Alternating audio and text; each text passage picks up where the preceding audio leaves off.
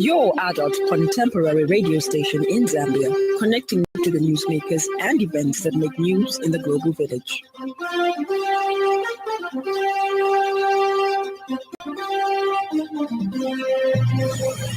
Good evening, this is the 5FM Radio Main News, the headlines.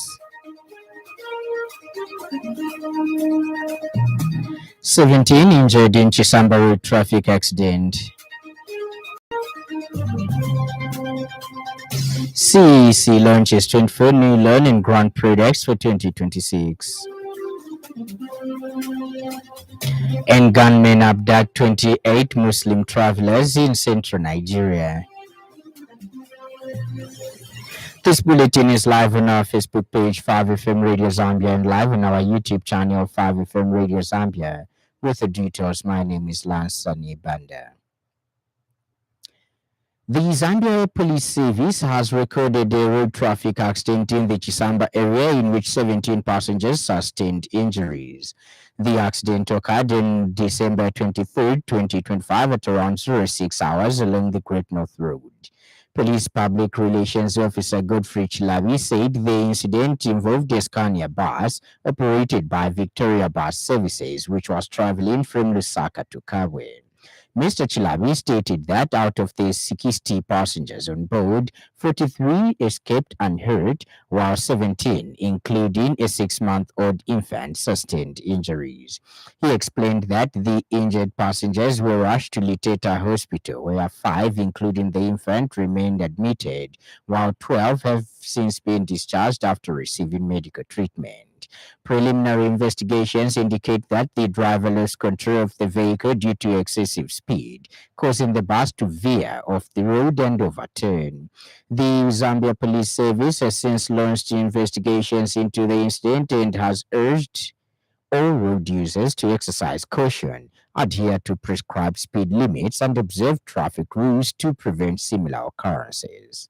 Incident involved a Scania bus, the registration number ABP 7797, operated by Victoria Bus Services, which was heading toward Kabwe from Lusaka. Out of 60 passengers on board, 43 escaped unhurt, while 17 The Citizens Economic Commission, CEC, the Citizens Economic Empowerment Commission, CEC, has launched 24 new loan and grant products for 2026 aimed at boosting entrepreneurship and strengthening key sectors of the economy. Speaking during the launch in Lusaka, Small and Medium Enterprises Development Minister Elias Muranga said the new products are designed to promote an inclusive economy in which every Zambian has an opportunity to thrive. Mr. Muranga explained that the products cover key areas such as agricultural production and irrigation, agro-processing, fishing, and cold storage, all of which are aligned with the 2026 national budget. Other products include support for borehole drilling, block making, and additional small-scale enterprise initiatives. The minister also announced the cancellation of all loan applications submitted between 2021 and to date, citing the absence of required conditions at the time of submission. He said fresh applications will be accepted from December 29, 2025 to February 13, 2026. Generated nearly double the non-tax revenue. The total of 12,674,000 has been raised by December 2025, meaning this month, compared to the total, which is last year, 6 million, or let me just say 6.8 million. That was last year. And the main sources for revenue are just registration of the cooperative in annual returns. And that gives us 66% and 36% of the total revenue respectively. Further, Meanwhile, CEC Director General Charles Mungule revealed that the Commission has recovered more than 94 million kwacha in loans, with the loan recovery rate improving to 75%. Over 86,000 MSMEs and cooperatives have been supported, Honorable Minister, and over 242, close to 242 citizens have been trained in skills development and entrepreneurship skills.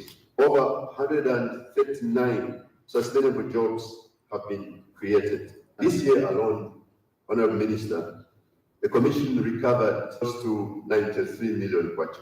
First of all, ladies and gentlemen, we would like to, therefore, take this opportunity to express our profound appreciation to government. As a commission, we are profoundly grateful to government through our line ministry, Small and Medium Enterprise Development. Electoral Commission of Zambia ECZ Chairperson Mangala Zalumis has officially launched the Gender Equality and Social Inclusion Policy aimed at fostering equity and inclusion in electoral processes, with the mission to ensure that the electoral landscape reflects the diversity of Zambia's society. The policy addresses persistent challenges of underrepresentation among women, youth, and persons with disabilities. Speaking during the launch, Mrs. Zalumis says the policy is adaptive and effective implementation. It aligns with Zambia's constitutional provisions, international conventions like the Convention on the Elimination of All Forms of Discrimination Against Women, which Zambia is a signatory to. The Chikankata Town Council has adopted a total budget of over 96 million kwacha for the 2026 financial year, following deliberations at a special council meeting held on recently. The 2026 budget estimates represent a 1.6% increase compared to the 2025 budget, which stood at 95.1 million kwacha, and the increase has been attributed to adjustments in the overall resource envelope, notably the Constituency Development Fund (CDF) from 36.1 million kwacha to 40 million kwacha in 2026. The 2026 budget is aimed at strengthening service delivery and accelerating socio-economic development across the district, with key priority areas including infrastructure development, public health, environmental management, social services, and the enhancement of revenue collection systems. Presenting the budget estimates, Director of Finance, Mr. Jonathan Manyanina, highlighted that 77% funding of this budget will be derived from national support, while 23% will be from locally generated revenues. Speaking earlier, Council Chairperson, His Worship Mr. Conrad Ngoma, thanked all stakeholders who contributed to the formulation of the budget. The chairperson further emphasized the Council's resolve to uphold transparency, accountability, and efficiency in the implementation of the approved budget. This is according to a statement issued by Chikankata Town Council Public Relations Officer Namasiku Njovu. United Party for National Development UPND consultant Oliver Shalala has advised bus drivers and the general public to report individuals found at bus stations wearing regalia and attempting to extort money. Speaking during the Tuesday edition of the Burning Issue program, Mr. Shalala said such individuals should not be allowed to operate with impunity, adding that authorities must be alerted whenever such cases are identified. Mr. Shalala, however, noted that there are currently limited reported cases of extortion at bus stations and urged members of the public to remain vigilant. But it's something which I may not be aware of. Let's learn to report when those things, especially when it involves somebody wearing our party regalia, they will never be protected. The goodness is that the instruction comes from the top. So, for example, if I get a report that somebody in UPND regalia is harassing people, I don't even have to second guess because I know what the president has said. So I don't care what a party, a constituency chairman or the section commander, or whoever they call themselves, is saying, because the president is very clear. So if I'm the one who receives the report, I'll know who to report to take action, and action will be taken. I'll tell you one thing: if there's a person who's strong at stopping that, is chairman for youth, this one is himself. He does not condone that. And Mr. Shalala says the ruling UPND party has an advantage of winning by-elections and will ensure that this is utilized for the benefit of the party. Shy away when we go wrong. We went wrong on Petauke in the way we did the adoption, in the way we did the campaign. And I think some action was taken, disciplinary action. There was a dissolution of structures, then later on corrections were done. And from that Petauke by-election we lost, we went on to win Lumezi. So we were able to demonstrate at that level. Obviously, as a ruling party, we are expected to win most of these by-elections because we have so many advantages. And it's politics, so we take advantage of that advantage. And in other news trending this evening,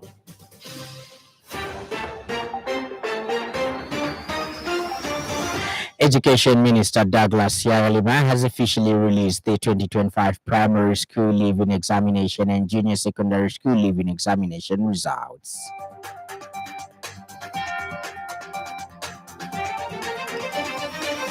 The Zambia Police Service in Lusaka is investigating a case of child desertion involving a female infant who was allegedly abandoned in a pit latrine in Chipata compound.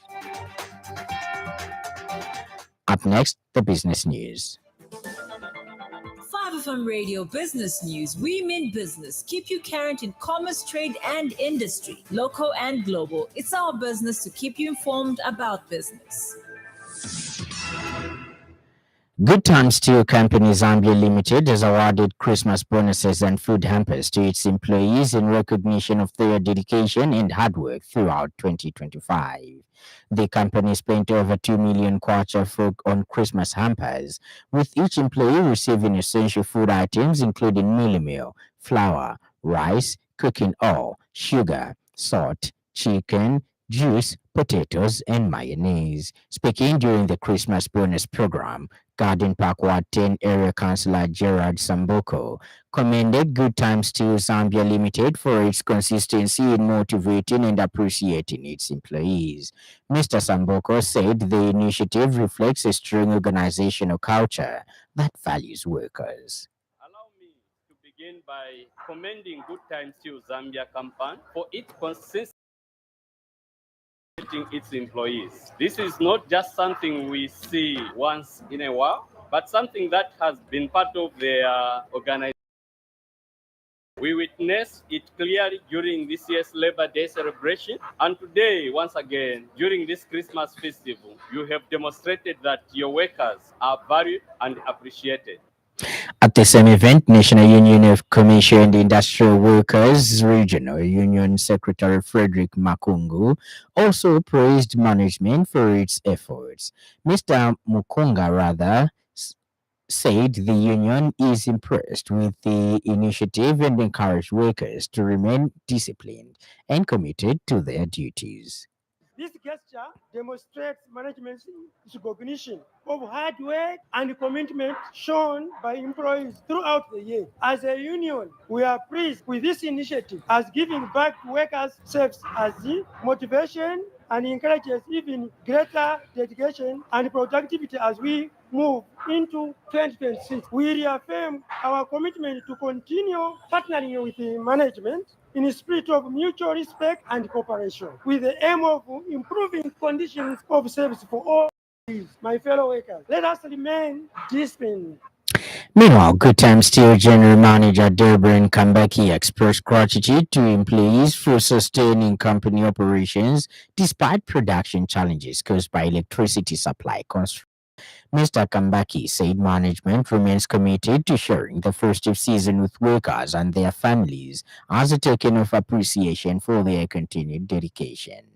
We are now in the festive season. I wish to sincerely thank each one of you for your dedication, commitment, and excellent work you have delivered throughout the year 2025. Your collective effort has been instrumental in sustaining the organization's operation, and management deeply appreciates. Ends the business news and the news from across our borders. Armed men have kidnapped 28 people traveling to an annual Islamic event in Nigeria's Central Plateau State, local police told the BBC. The victims, including women and children, were ambushed in their bus on Sunday night as it was driving between villages. Police spokesperson Alabo Alfred said the authorities have deployed assets to the affected area to ensure that those abducted are rescued. News of the abductions comes just a day after the Nigerian authorities announced the release of the remaining 130 school children and teachers from a separate mass kidnapping at a Catholic boarding school in Niger State last month. In sports news, Newcastle United are seeking clarification from Professional Game Match Officials Limited over a penalty appeal that was turned down against Chelsea. Head coach Eddie Howe said were refused a Stonewall penalty in Saturday's 2-2 Premier League draw at St James Park after Chelsea defender Trevor Chalobah badged Anthony Gordon to the ground. The video assistant referee VAR upheld referees Andy Madley's on-field decision not to award a spot kick. The Premier League match centre said Chalobah was deemed to be side to side in a shielding action and the ball within playing distance. Howe said a call has already gone in and they just want to know the thought process behind the decision. The PGMOL, the body responsible for refereeing of Premier League matches, has been approached for a comment. Newcastle were 2-1 up at the time, but Chelsea forward João Pedro equalized midway through the second half after a slip by Malik Thiaw. No team have thrown any more points, 13 from winning positions in their Premier League this season than Newcastle. They are 11th in the table, have won only once away from home, and travel to Manchester United on 26 December. And now the weather.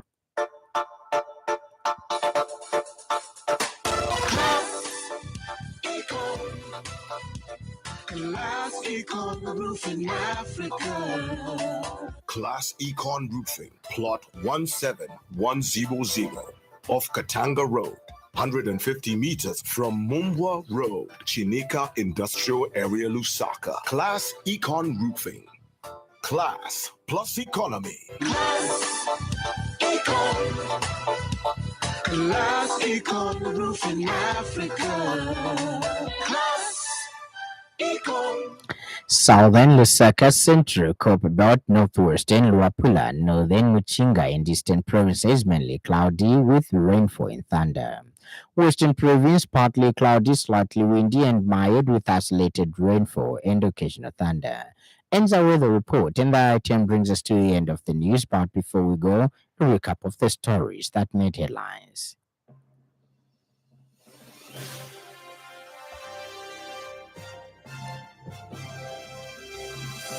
The Zambia Police Service has recorded a road traffic accident in the Chisamba area in which 17 passengers sustained injuries. The Citizens Economic Empowerment Commission has launched 24 new loan and grant products for 2026 aimed at boosting entrepreneurship and strengthening key sectors of the economy. And finally, armed men have kidnapped 28 people traveling to an annual Islamic event in Nigeria's Central Plateau State, local police told the BBC.